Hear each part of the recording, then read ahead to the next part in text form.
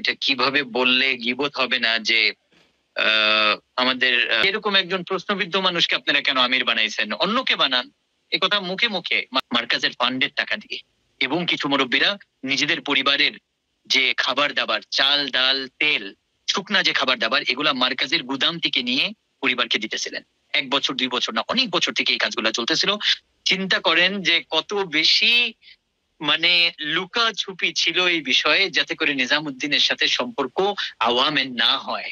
এই পাকিস্তানের এই গ্রুপটা যারা ওই যে চাচ্ছিলেন যে এদিকে চলে আসে সবকিছু।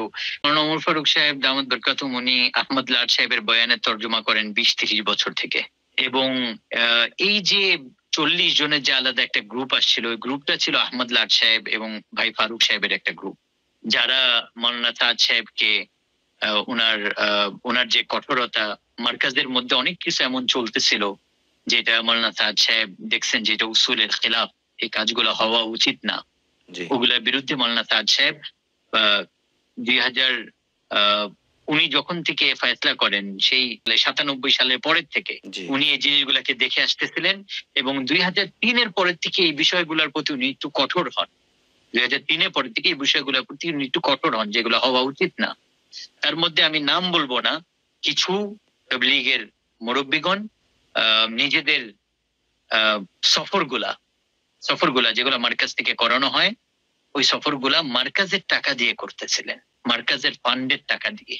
এবং কিছু মুরব্বীরা নিজেদের পরিবারের যে খাবার দাবার, চাল ডাল তেল শুকনা যে খাবার দাবার, এগুলা মার্কাজের গুদাম থেকে নিয়ে পরিবারকে দিতেছিলেন।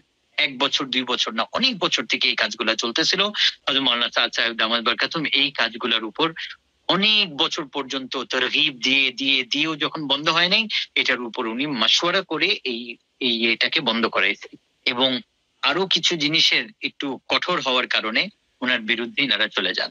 যেই কথাগুলা ওনার নামে ছড়ানো হয় ওনার বয়ানাতের মধ্যে, যেগুলা বলা হয়, এগুলা মূল আসলে কোনো কারণ না ওনার বিরোধিতা করার মূল এগুলা আসলে কোনো কারণ না।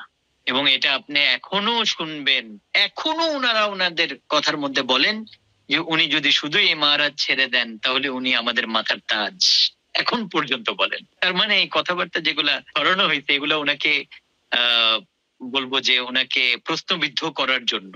আর প্রশ্নবিদ্ধ করায় তারপরে ওনাকে নিচে যখন নামানোর চেষ্টা করা হবে, তখন আর কেউ কথা বলবে না। যেরকম আমাদের বাংলাদেশের অনেকেই এই কথা বলে, এরকম একজন প্রশ্নবিদ্ধ মানুষকে আপনারা কেন আমির বানাইছেন, অন্যকে বানান।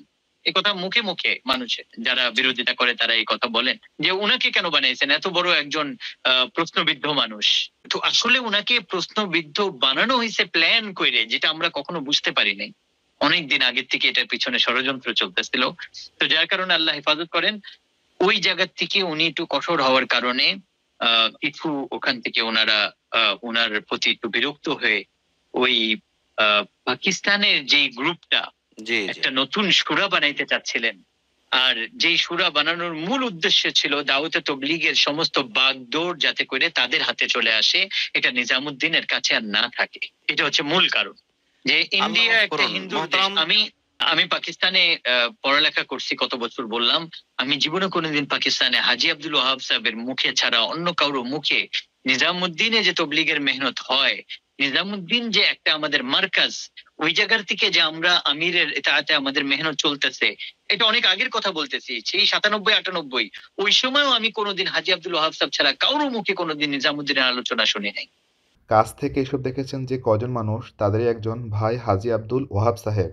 তিনি দিল্লি থেকে রায়বেন্ড মার্কাজে যাওয়ার পর থেকে এইসব ষড়যন্ত্র তার প্রভাবে বন্ধ হয়েছিল। তিনি বারবার বলতেন, নিজামুদ্দিন মার্কাজের নিঃশ্বাসের মাঝেও হেদায়েত আছে, মেওয়াতের অলিগলিতে হেদায়েত পাওয়া যায়। যেসব সাথে নিজামুদ্দিন এখনও যেতে পারেননি তাদের তওবা করা উচিত। হাজী সাহেব এটিও বলতেন, তোমরা যেদিন নিজামুদ্দিন থেকে বিচ্ছিন্ন হবে, নিজামুদ্দিন ছেড়ে দিবে, সেদিন থেকে দুনিয়াতে তাবলিগ বলতে কিছু থাকবে না। এমনকি মাওলানা সাদ ও জুবায়েরও যদি তাবলিগ ছেড়ে দেয়, তখনও তোমরা নিজামুদ্দিনকে আঁকড়ে থাকবে, ইত্যাদি। এইসব কথা সারা দুনিয়াতে বারবার বলার কারণে হাজী সাহেবকে দুনিয়া থেকে সরিয়ে দিতে কম ষড়যন্ত্র করা হয়নি। হাজী সাহেবের খাস খাদেম তাকে খাবারের মাঝে বিষ দিয়ে হত্যা চেষ্টা করে ধরা পড়ে। পরে তার কাছে ইসরায়েলি পাসপোর্ট পাওয়া যায় এবং পুলিশ গ্রেপ্তার করে। হাজী সাহেব অসুস্থ হয়ে একবার অচল হয়ে গেলেন। এমনি তারও বর্তমানে নিজামুদ্দিনকে সারা দুনিয়া থেকে বিচ্ছিন্ন করতে আলেমি সুরার ফেতনা শুরু করা হয় হাজী সাহেবের নাম ভাঙিয়ে। ওই সময়ও আমি কোনোদিন হাজী আব্দুল ওয়াহাব সাহেব ছাড়া কারোর মুখে কোনোদিন নিজামুদ্দিনের আলোচনা শুনি নাই। মোহতারাম, এবং তাহলে আমি তো আপনাকে আশ্চর্যজনক একটা ঘটনা বলি। জি 2014 সালে পাকিস্তানের রায়বেন্ড ইজতেমায় মৌলানা সাদ সাহেব বয়ান করতেছিলেন, একজন সাল লাগানেওয়ালা আলিম বলতেছেন, কে বয়ান করতেছে, বাংলাদেশি কেউ? আমি বললাম না, নিজামুদ্দিনের হযরত মৌলানা সাদ সাহেব দামাত বরকাতুহুম ইন্ডিয়া। একজন সাল লাগানেওয়ালা আলিম বলতেছেন ইন্ডিয়া মে ভি তবলিগ হোতা হ্যায়। চিন্তা করেন যে কত বেশি মানে লুকা ছুপি ছিল এই বিষয়ে, যাতে করে নিজামুদ্দিনের সাথে সম্পর্ক আওয়ামের না হয়।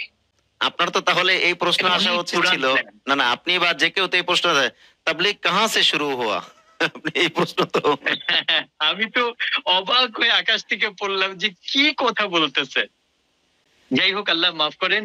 এই পরবর্তীতে যখন ওনারা এই পাকিস্তানের এই গ্রুপটা যারা ওই যে আহ চাচ্ছিলেন যে এদিকে চলে আসে সবকিছু, এবং নিজামুদ্দিনের মধ্যেখানেও আরো এক দুইজন এরকম পেয়ে গেলেন নিজেদের সাথে, তাদের ওনারা এনাদের সাথে হয়ে গেলেন, ওনারা ওনাদের সাথে হয়ে গেল, তখন ওনাদের মূল মার্কাজ, ওনাদের মূল শক্তি যেটা হলো ওটা হচ্ছে পাকিস্তান।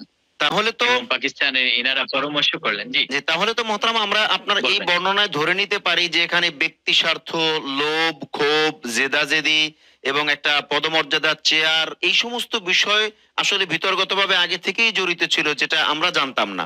জি অবশ্যই অবশ্যই, যেটা ভিতরগতভাবে অনেক আগে থেকেই জড়িত ছিল, যেটা আমরা জানতাম না।